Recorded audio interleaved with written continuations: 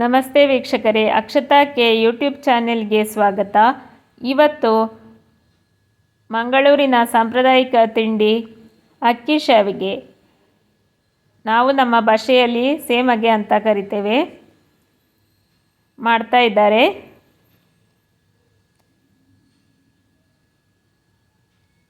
ಮೊದಲಿಗೆ 1 ಸೇರು ಅಕ್ಕಿಯನ್ನು ತೆಗೆದುಕೊಂಡಿದ್ದಾರೆ. 2 ರಿಂದ 3 ಬಾರಿ ಅಕ್ಕಿಯನ್ನು ಚೆನ್ನಾಗಿ ತೊಳೆದು ನೆನೆಸಿ ಇಡಬೇಕು.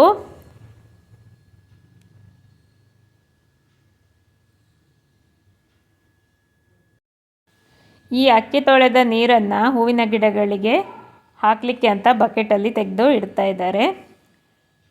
ಇಲ್ಲಿ ನನ್ನ ಅಮ್ಮ ದೊಡ್ಡ ಕ್ವಾಂಟಿಟಿಯಲ್ಲಿ ಒತ್ತು ಶಾವಿಗೆಯನ್ನು ಮಾಡ್ತಾ ಇದ್ದಾರೆ.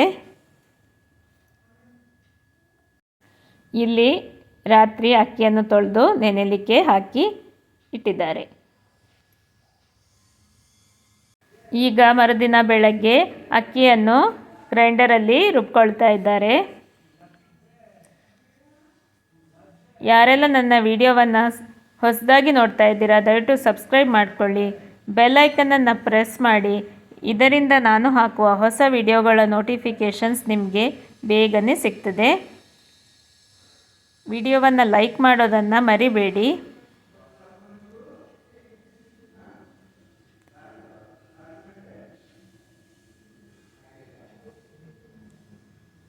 ಈಗ ರುಚಿಗೆ ತಕ್ಕಷ್ಟು ಉಪ್ಪನ್ನು ಸೇರಿಸ್ಕೊಳ್ತಾ ಇದ್ದಾರೆ.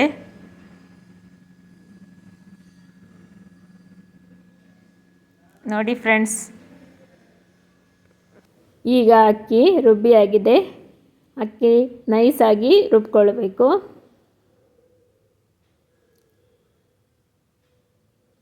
ಈಗ ಹಿಟ್ಟನ್ನು ತೆಗೆದುಕೊಳ್ತಾ ಇದ್ದಾರೆ. ಇಲ್ಲಿ ನಾವು ಹಳೆಯ ಗ್ರೈಂಡರಲ್ಲಿ ಹಿಟ್ಟನ್ನು ರುಬ್ಬಿದ್ದೇವೆ.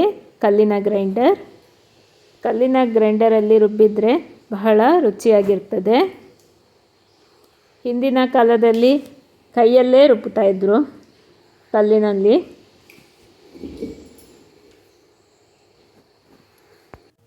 ಸೇಮಗೆ ಹಿಟ್ಟಿಗೆ ಚೆನ್ನಾಗಿ ನೀರನ್ನು ಹಾಕಿಕೊಳ್ಬೇಕು. ನೀರು ದೋಸೆಯ ಹಿಟ್ಟಿನ ಕನ್ಸಿಸ್ಟೆನ್ಸಿಯಲ್ಲಿ ಇರಬೇಕು. ನಾವಿಲ್ಲಿ ಕಲ್ಲು ತೊಳೆದ ನೀರನ್ನು ಹಾಕ್ಕೊಂಡಿದ್ದೇವೆ. ಈಗ ಒಂದು ದಪ್ಪನೆಯ ಪಾತ್ರೆಯಲ್ಲಿ ಕಾಸಿಕೊಳ್ಬೇಕು. ಕೈ ಆಡಿಸ್ತಾ ಇರಬೇಕು, ತಳ ಹಿಡಿಬಾರ್ದು. ನೀವು ಒತ್ತು ಶಾವಿಗೆಯನ್ನು ಯಾವ ರೀತಿಯಲ್ಲಿ ಮಾಡ್ತೀರಾ ಎಂದು ಕಮೆಂಟ್ ಮೂಲಕ ತಿಳಿಸಿ.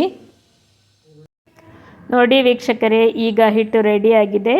ಗ್ಯಾಸನ್ನು ಆಫ್ ಮಾಡ್ಕೊಳ್ತಾ ಇದ್ದಾರೆ. ಈಗ ಸ್ಟೀಮರ್ಗೆ ನೀರನ್ನು ಹಾಕಿಕೊಳ್ತಾ ಇದ್ದಾರೆ. ಇಡ್ಲಿ ಬೇಯಿಸುವ ಪಾತ್ರೆ, ನಾವು ನಮ್ಮ ಭಾಷೆಯಲ್ಲಿ ಅಟ್ಟಿನಳಗೆ ಎಂದು ಕರಿತೇವೆ. ಇದಕ್ಕೆ ನೀರನ್ನು ಹಾಕಿ ಕುದಿಲಿಕ್ಕೆ ಇಡುವಂಥದ್ದು. ಇದು ಬಿಸಿಯಾದ ತಕ್ಷಣ ಉಂಡೆಗಳನ್ನು ಮಾಡಿ ಇಟ್ಟು ಬೇಯಿಸ್ಕೊಳ್ಳುವಂಥದ್ದು. ನೀವು ಯಾವ ಪಾತ್ರೆಯಲ್ಲಿ ಇಡ್ಲಿ ಮಾಡ್ತೀರಾ ಅದನ್ನೇ ತೆಗೆದುಕೊಳ್ಳಿ. ಸ್ಟೀಮರಲ್ಲಿ ನೀರು ಬಿಸಿಯಾಗಿದೆ. ಈಗ ಸೇಮಗೆ ಉಂಡೆಗಳನ್ನು ಮಾಡಿ ಸ್ಟೀಮರಲ್ಲಿ ಇಡ್ತಾ ಇದ್ದಾರೆ. ನಾವು ಈ ಗಾತ್ರದಲ್ಲಿ ಉಂಡೆಗಳನ್ನು ಮಾಡಿಕೊಂಡಿದ್ದೇವೆ. ಆಮೇಲೆ ಒತ್ತಲಿಕ್ಕೆ ಸುಲಭ ಆಗ್ತದೆ.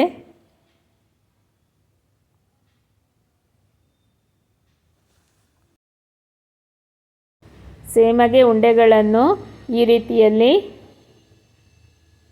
ಸ್ಟೀಮರಲ್ಲಿ ಇಟ್ಕೊಳ್ಳುವಂಥದ್ದು. ಆಮೇಲೆ ಮುಚ್ಚಳ ಮುಚ್ಚಿ ಬೇಯಿಸಿಕೊಳ್ಳುವಂಥದ್ದು. ಒಮ್ಮೆ ಸ್ಟೀಮ್ ಬಂದ ಮೇಲೆ ಸಿಮ್ ಮಾಡಿ 3/4 ಗಂಟೆಗಳ ಕಾಲ ಬೇಯಿಸಿಕೊಳ್ಬೇಕು.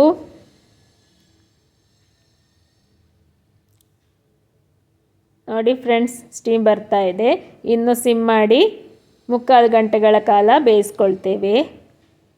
ನೋಡಿ ಫ್ರೆಂಡ್ಸ್, ಸೇಮಗೆ ಉಂಡೆಗಳು ಬೆಂದಿವೆ. ಬಿಸಿಯಾಗಿದ್ದಾಗಲೇ ಸೇಮಗೆಯನ್ನು ಒತ್ತಿಕೊಳ್ಬೇಕು.